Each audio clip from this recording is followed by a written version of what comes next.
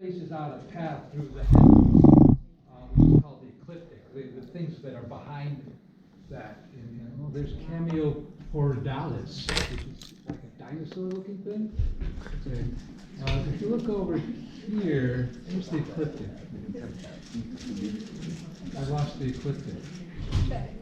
Oh, I see, yes. It's like upside down or something. Okay, I got the ecliptic back.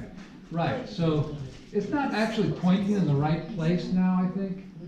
I don't know why it gets off or something, but so that's west.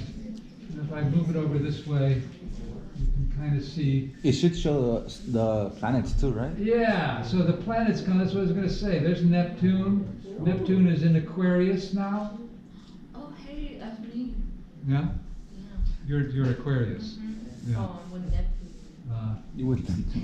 It is, the dawning of the age of Aquarius. Yes. I don't know what that means, but yes.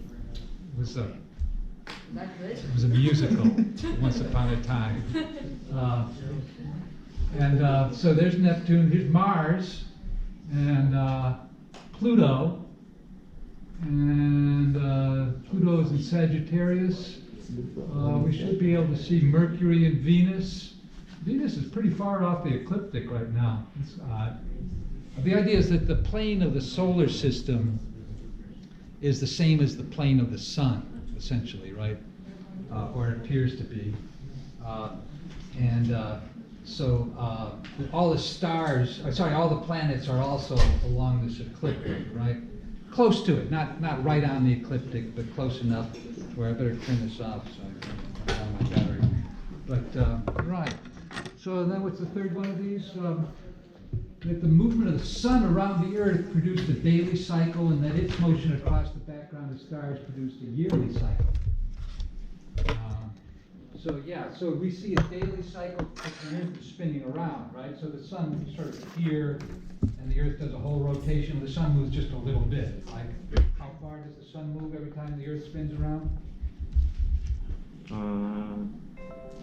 Be 1/365th. Yeah, like 1/365th, right? Because it's a year. It takes a year for it to go the whole way around.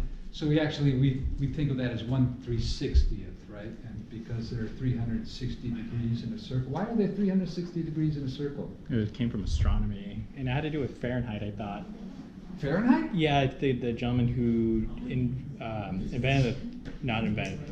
made the thermometer like stable, because they had issues the before. 360 goes back to the Babylonians. He was an astronomer, and that was the reason why. I'm trying to recall, but it came from astronomy specifically. Okay. Yes, it did. And so, why not 365 degrees, though? If it's 365 days in a year, shouldn't we have 365 degrees in a circle? Well, it used to be that the year was 360 days, but the sun has been slowing down. Wow. Now it's only. That's not true. Is it because it's not a perfect circle? What do you mean the sun's slowing down? Well, it's okay. So the sun isn't actually moving. I'm playing with you here. So in fact, this picture is all wrong, right? The sun is sitting still. It's in the center, and the Earth is revolving around the sun, the other way around, right?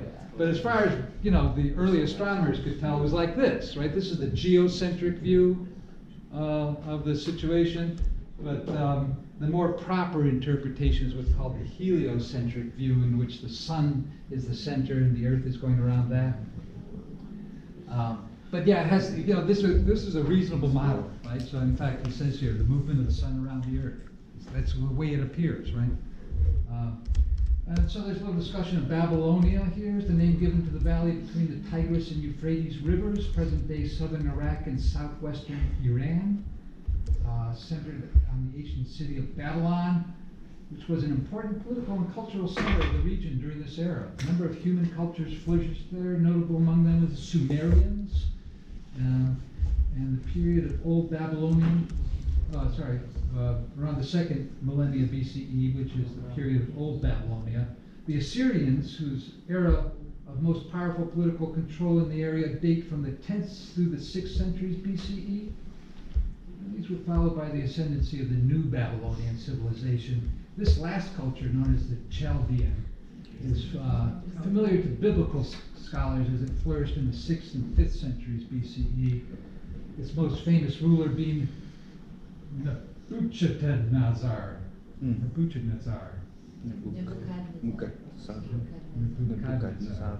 You know how to pronounce it? I don't know, because I heard that somewhere. Yeah, I've heard it too, but I don't remember exactly how they said it.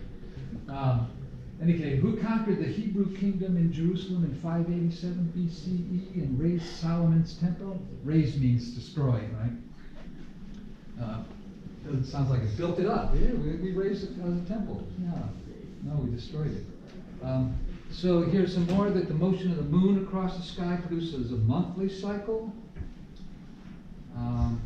And that occasionally the moon came between the sun and the earth to produce a solar eclipse, and that somewhat more frequently the earth blocked the light of the sun on the face of the moon, causing a lunar eclipse. And that these events occurred with identifiable cyclical frequency. There's also the transit of Venus. Anybody? We had one of these not too long ago, actually. This is a fairly rare occurrence. It's like once every 100 some years. What do we mean by the transit of Venus? Well, that's when Venus, the planet, comes between the Earth and the Sun, and this is visible during the day, typically. You'll, if you look at the sun, which you should never look at the sun, you can use a telescope and project the picture onto a piece of paper and look at that. Or binoculars work for this purpose. You can watch the little dot of Venus move across the sun. And that actually turned out to be a big event over the millennia. And people began to predict that. And I think it was Herschel predicted it. And what are their names? Mason and Dixon. Anybody?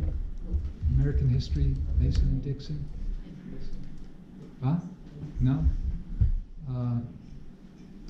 They, among other things, were sent by King George to map the Americas and to chart out the territories.